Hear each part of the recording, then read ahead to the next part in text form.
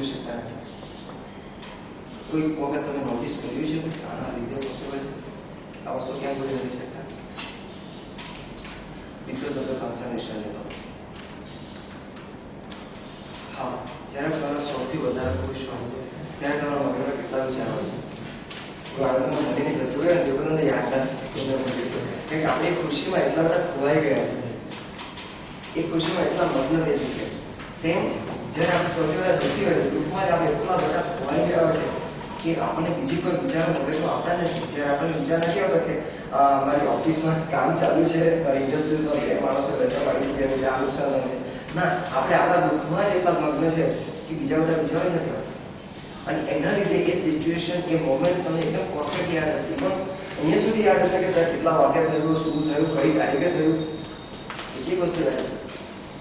આ જ વસ્તુ જ્યારે કહું છું કે આપણા છોકરાઓ કોન્સન્ટ્રેશન લેવલ ઇન્ક્રીઝ થાય છે, એ જ સેમ વસ્તુ એન્ડ સેમ એ લોકો પણ એટલું પરફોર્મ કરી શકે એના લોંગ ટર્મ.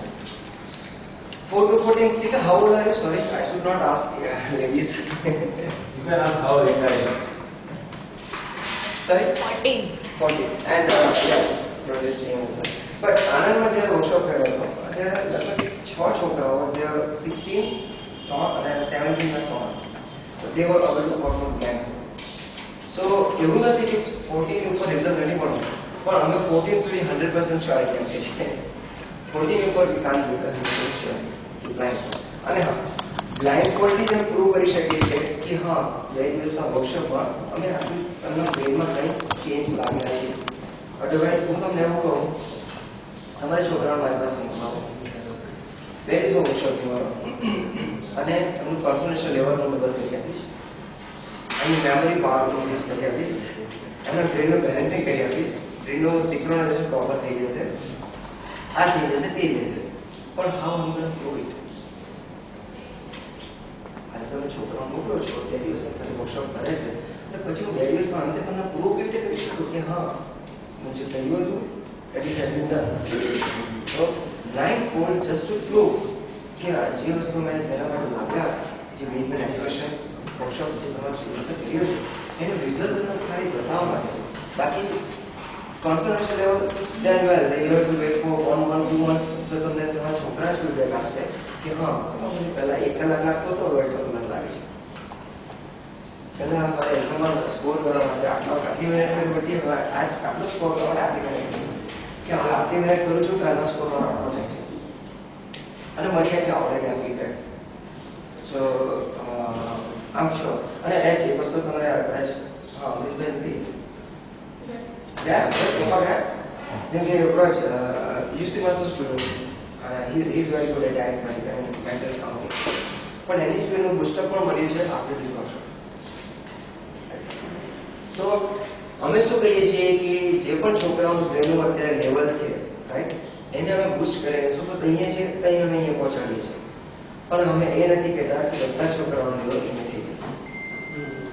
રાઈટ, જે પણ આપણો જે ઓલરેડી બ્રેનની જે કેપેસિટી છે એ અહીંયા છે સપોઝ તો બધાની અમે એનાથી બૂસ્ટ અને અહીંયા થશે, પણ બધાની એક સરખી રહેશે બીકોઝ ઇનબોર્ન ઇન્ટેલિજન્સ જે છોકરાઓને ઓલરેડી વારસામાં મળી છે, જીન્સમાં છે, એ આપણે ચેન્જ નથી કરી શકવાનું.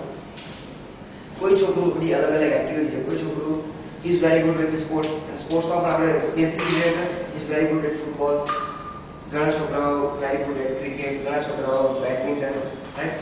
તો બધું પ્લસ માઇનસ થાય છે. ઘણા છોકરાઓને આમાં વધારે સારી એક્ટિવિટી જે કે પરફોર્મ બેટર. તો બ્લાઇન્ડ ફોલ્ડ પણ એક એક્ટિવિટી છે કે એમાં થોડું પ્લસ માઇનસ થઈ શકે. તો આમનો પ્લસ સ્ટેન્ડર્ડ નંબર તમે જોયેલો છે, રાઈટ, જ્યારે છોકરાઓ પરફોર્મ કરતા હતા. તો રિઝલ્ટ બધાને મળશે રેજિસ્ટ્રેશન. જે વર્કશોપ છે 2 દિવસ વત્તા 4 ફોલોઅપ સેશન વિધિન 3 મંથ્સ, તો એટલું કમ્પ્લીટ થાય ત્યાં સુધીમાં બધા બ્લાઇન્ડ ફોલ્ડ કરતા થઈ જશે. પણ ઘણા છોકરાઓને blind fold must speed excellent, જે લોકો ફટાફટ પામશે, એ ઘણા છોકરા થોડું ધીમો ટાઈમ લેશે, પણ એ એક્ટિવિટી છે, સો એમાં થોડું પ્લસ માઇનસ થાય છે, રાઈટ. હા, હવે જો એમને આ લેવલ સુધી પહોંચવું હોય તો કદાચ એમને વધારે પ્રેક્ટિસ અને વધારે એફર્ટ્સની જરૂર પડે છે, બરાબર. આજે સચિન તેંડુલકર એક બેટ્સમેન છે, અને જો ક્રિકેટ સપોઝ બીજા કોઈ ના ખેલી એમની ના શકે, તો બીજા કોઈ પ્લેયરે એના સુધી પહોંચવું હોય તો સચિને રોજ 1 કલાક પ્રેક્ટિસ કરતા હતા તો આ લેવલ છે સપોઝ, તો બીજા માણસે કદાચ રોજ 3 કલાક પ્રેક્ટિસ કરીને તો સચિન બહાર નીકળી શકશે. એક એક્ઝામ્પલની વાત છે, રાઈટ? તો એ જ રીતે બ્લાઇન્ડ ફૂડ એક્ટિવિટી છે એમાં થોડું પ્લસ માઇનસ થઈ શકે, પણ કરશે બધા દેટ ઇઝ ધ અને જ્યાં સુધી નહીં કરશે ત્યાં સુધી અમે તમારી સાથે પણ છોકરાઓને રોજ કેટલી પ્રેક્ટિસ કરવી પડે? 10 મિનિટ. 10 મિનિટ. એટલે આમાંથી 20 સેન્સીસ એક્ટિવ થાય. Yes, sir. 30 સેન્સીસના પાવર્સ એટલા ડેવલપ થશે કે આજે લોકો આજે છે કે ઓળખે છે એ આંખ એક સેન્સ છે, એ આંખો બંધ કરીએ છીએ બીજી સેન્સના પાવરથી અને આપી વસ્તુનો મિક્સ કરીને એ લોકો ડિટેલમાં આન્સર છે કર્યો છે. સર તમે બ્લાઇન્ડ લોકો માટે કરો છો બ્લાઇન્ડ લોકો માટે કરી શકે, પણ સૌથી મોટો પ્રોબ્લેમ ક્યાં આવે છે? એક તો આપણો જે એ લખેલો છે સપોઝ એ આ રીતે લખેલો છે, તો બ્લાઇન્ડ નો એ એવો નથી હોતો. એ લોકો જે ફીલ કરે એ લોકો જે શીખે છે, રાઈટ? હા, યા એ લોકોની જે લિપિ છે એ અલગ છે.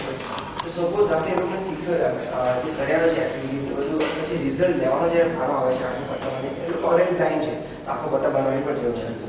તો આપણે એ બતાવીએ તો જે પણ આપણે પ્રૂવ કરવાની વાત નથી, પણ સમજો કે એમના કેપેસિટીની અંદર તો ઇમ્પ્રુવમેન્ટ આવે. એટલે એમની ઓલરેડી બીજી સેન્સીસ પાવરફુલ થઈ જાય. રિઝલ્ટ અને બીજી વસ્તુ એ કે આજે વર્કશોપ જે છે એમાં બ્લાઇન્ડ લોકો કરાવીએ તો આપણને લગભગ 1:1 કરાવવો પડે. વાત કરું છું ના, બીકોઝ હું કહું કે તમારે શું આવું કરવાનું છે તો આ લોકો જસ્ટ મને ફોલો કરવાનો છે, રાઈટ? કે તમારે હાથો જોડવાનો છે, પછી આંગળી આગળ જોડવાનું છે, તો બધાને ફોલો કરવાના છે. જે બ્લાઇન્ડ લોકોને બતાવવું પડશે કે પહેલા આ આંગળી જોઈન્ટ કરો, બાકીને જોઈન્ટ કરો, બરોબર? અને ઇટ વિલ ટેક ટાઈમ્સ, અને દરેકને ઇન્ડિવિડ્યુઅલ ઇન્સ્ટ્રક્શન આપવી પડશે. આ એક એક્ઝામ્પલ વાત કરું છું. અને ત્યાર પછી જે રિઝલ્ટ લેવાની વાત આવે, જો બ્રેન ડેવલપ થઈ ગયું છે કહી શકીએ છીએ, પણ આપણે પણ આખું કન્ફર્મેશન લેવું પડે ને.